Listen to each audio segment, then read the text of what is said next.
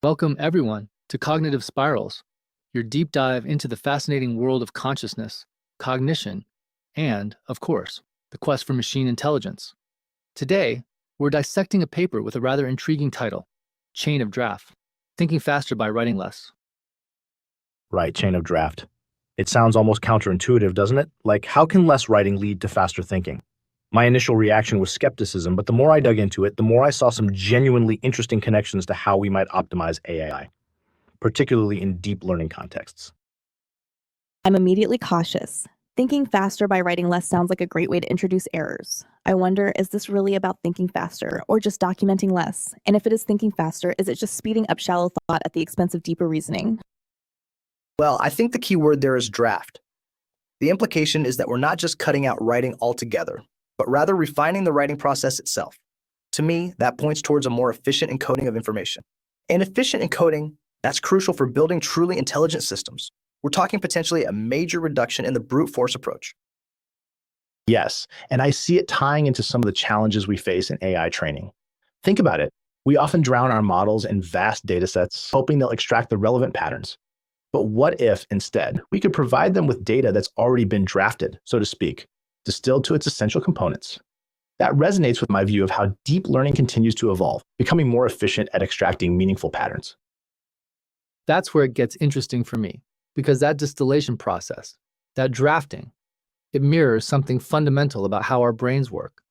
We don't consciously process every single sensory input, right? We filter, we abstract, we create mental shortcuts. If the chain of draft model can be formalized and mapped to neural activity patterns, it might provide a unique avenue for designing AI algorithms that mirror the efficiency of human thought processes. Less cognitive load, faster processing. But that's assuming that the human brain is always efficient, isn't it? Sometimes we need that slow, deliberate processing. We need to lay out all the details, explore different avenues, even write it all out fully to uncover hidden assumptions or biases. It's through that process of careful, detailed examination that we arrive at genuinely novel insights. Can AI really replicate that with just a draft? I think there's room for both. The initial draft could be seen as a first-pass approximation, a quick traversal through the problem space. Then, subsequent drafts could involve more detailed analysis, focusing on specific areas identified as critical in the initial pass. The key is the ability to transition between these different levels of abstraction seamlessly. Which makes me think about coordinate transformations. Coordinate transformations? Can you elaborate on that, Donald? Sure. Think about how we represent the world in different ways, visually, spatially, conceptually. Each representation has its own coordinate system, its own way of organizing information. AGI, in my view, needs to be able to translate between these coordinate systems fluently. The chain of draft could be a process of iteratively translating a problem into different representations, each highlighting different aspects of the solution. Interesting. So, the drafting process isn't just about reducing the amount of writing, but also about changing the form of the representation to make it more amenable to computation or analysis. Exactly. It's like converting a complex geometric problem into an algebraic one, where different tools become available. Or think about how a musician might sketch out a melody on paper, then translate it into a digital audio workstation for further refinement. The initial sketch is a draft, but it's crucial for guiding the subsequent, more detailed work. And that's what excites me, thinking about the potential application of this chain of draft method in creating more concise and efficient training data for neural networks. Okay, I see the potential analogy there, but let's not get carried away. A musician's sketch is still based on years of training and understanding of musical theory. It's not just a random doodle. The same goes for the geometric problem. You need a solid foundation in mathematics to even begin to translate it into algebra. Where does that foundational knowledge come from in an AI system? Is it baked in or is it learned? And if it's learned, how do you ensure it's accurate and complete? That's where I think deep learning still has a role to play. Deep learning excels at pattern recognition, at extracting statistical regularities from data. We can use it to learn those foundational concepts, to build that initial understanding. But then we can use something like the chain of draft to refine that understanding, to make it more efficient and more targeted. Yes, and the key there is not just throwing more data at the problem, but rather structuring the data in a way that facilitates learning. Think about it like teaching a child to write. You don't just give them a blank piece of paper and tell them to write a novel. You start with simple letters, then words, then sentences. Each step is a draft, building upon the previous one, Deep learning needs a similar kind of scaffolding. And if we can reduce the redundant information in the data, this could be a crucial element in fine-tuning AI to recognize patterns more rapidly and with less computational resources. The synergy between human and AI thinking is key to building more intelligent systems. Perhaps the chain of draft approach, by encouraging a more concise and directed thought process, could translate into more effective prompts for AI agents, thus leading to more efficient learning and problem solving. I'm still stuck on the potential for errors. Let's say you're drafting a legal document. Missing even a single word can have huge consequences. How do you ensure that the drafting process doesn't inadvertently introduce errors or omissions? Is there a built-in error checking mechanism? Or are we just relying on the AI's ability to guess the correct meaning based on context? That's a valid concern, but I think the idea isn't to completely eliminate writing, but to make it more efficient. You'd still have a final review stage, a process of verifying the accuracy and completeness of the draft. Think of it as a highly efficient form of automated summarization, where you then double-check the summary. And error correction too. The chain of draft shouldn't be a one-way street. There should be feedback loops, allowing the system to identify and correct errors in previous drafts. This could involve comparing different drafts, highlighting discrepancies, and using that information to refine the underlying model. It's about iterative refinement, not just reduction. Absolutely. Error correction is critical. It's about constantly refining and improving the initial drafts, much like how scientists refine a hypothesis through experimentation and analysis. How can we quantify the cognitive load reduction achieved by the chain of draft method? Can neuroimaging techniques be applied to track changes in brain activity during and after using such a method, to correlate it with faster processing speed and decision-making? But that kind of iterative refinement relies on having a clear and objective metric for evaluating the quality of each draft. What does it mean for a draft to be better than another? Is it just shorter? Or is it more accurate, more complete, more understandable? Defining that metric is crucial, and it's not always easy, especially in subjective domains like creative writing or artistic expression. That's where the agentic aspect comes in, perhaps. The AI could be trained to optimize for specific goals, like minimizing errors, maximizing clarity, or even maximizing reader engagement. The drafting process becomes a means to achieve those goals, and the AI learns to adapt its writing style accordingly. It iterates to optimize each draft and can evaluate its own performance. And that optimization process needs to be efficient. We can't afford to spend more time optimizing the drafts than we would have spent writing the original document. That brings us back to the importance of efficient encoding and translation between different representations. A core algorithm that can handle these translations effectively could be a game changer. The chain of draft concept, focusing on minimizing written text for faster thinking, aligns with the neuroscientific principle of reducing cognitive load.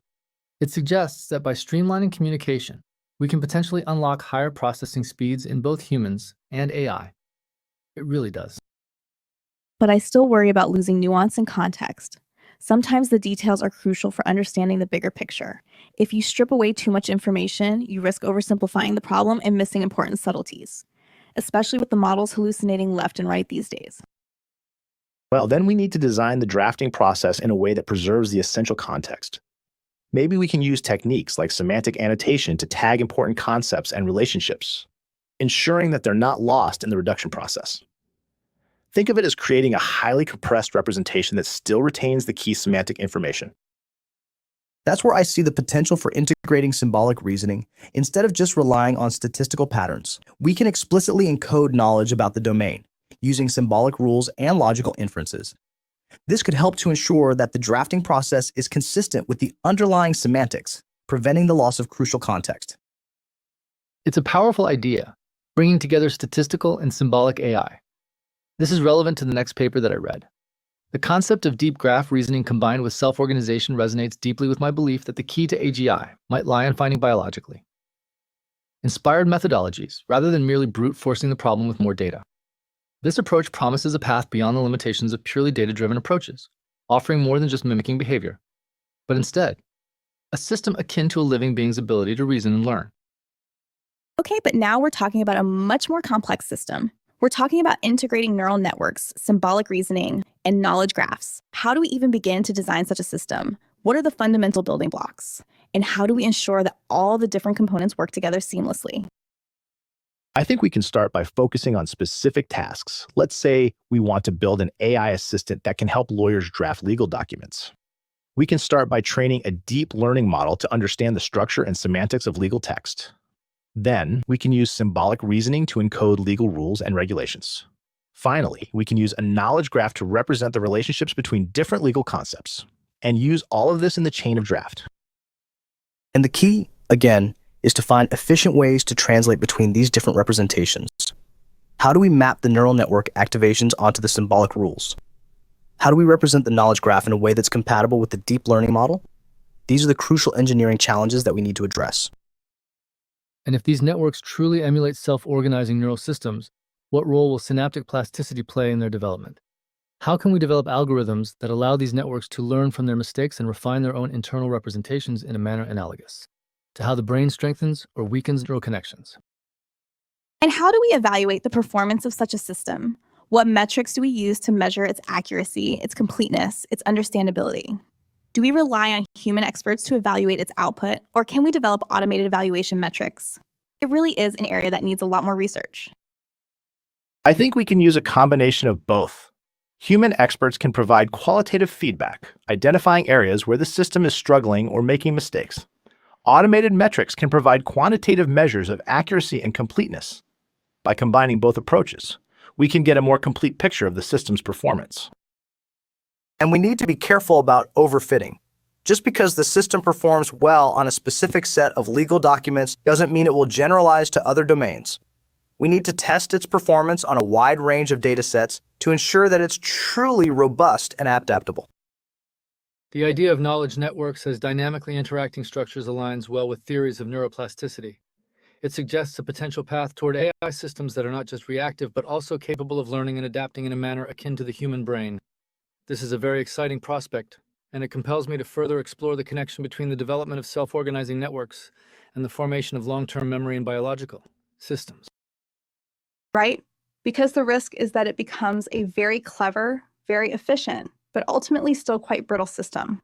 You change one small thing about the problem, and the whole thing falls apart.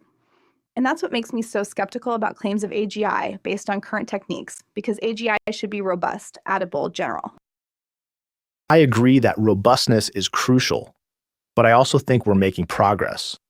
Deep learning models are becoming more robust to noise and variations in the input data. And techniques like transfer learning are allowing us to adapt models trained on one task to new tasks with minimal retraining. Yes, but transfer learning is still limited. It typically works best when the new task is similar to the original task. To achieve true generalizability, we need algorithms that can reason about the underlying structure of the problem, not just memorize statistical patterns. This, again, highlights the need for an algorithm that can understand and use spatiotemporal relations. How can we quantify the agentic aspect of these self-organizing knowledge networks? Is there a way to measure the emergence of autonomous reasoning capabilities, and perhaps even the development of a form of consciousness as a byproduct of this complex interaction between the brain-inspired AI architecture and the environment? And let's not forget about the ethical considerations. As AI systems become more sophisticated, we need to think about the potential for misuse. How do we ensure that these systems are used for good, not for harm? How do we prevent them from being used to manipulate or control people? That's a very important point. We need to develop ethical guidelines and regulations to govern the development and deployment of AI systems. And we need to ensure that these systems are transparent and accountable, so that we can understand how they're making decisions and hold them responsible for their actions. And we need to be aware of the potential for bias. AI systems are trained on data, and if that data reflects existing biases, the AI system will inherit those biases. We need to actively work to mitigate bias in the data and in the algorithms themselves. The paper highlights the potential for integrating principles of self-organization from neuroscience with deep graph reasoning. This approach could lead to AI systems that are not just trained on vast datasets, but that emerge their own internal knowledge networks through dynamic interactions, mirroring the development of neural pathways in the brain. This could be a more biologically plausible and potentially more robust path to general intelligence than purely data-driven deep learning.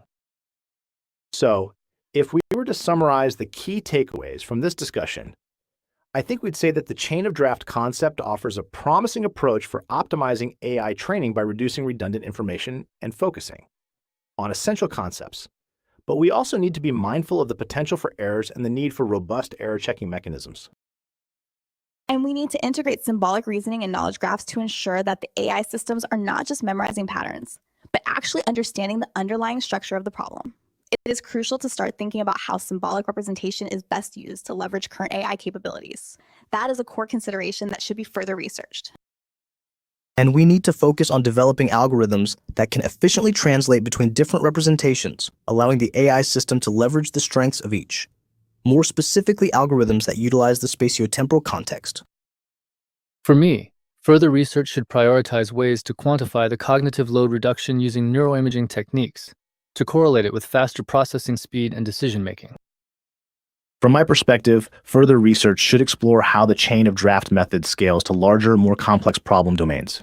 Does it lead to a more structured or streamlined representation of information within the neural network?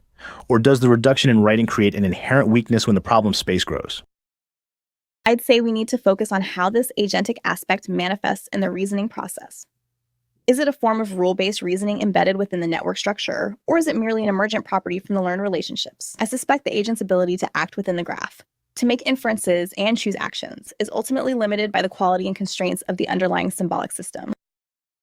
I think more research should focus on how to quantify the distance between different coordinate systems and, more importantly, how algorithms can learn to effectively navigate that space in a way that is not brute force.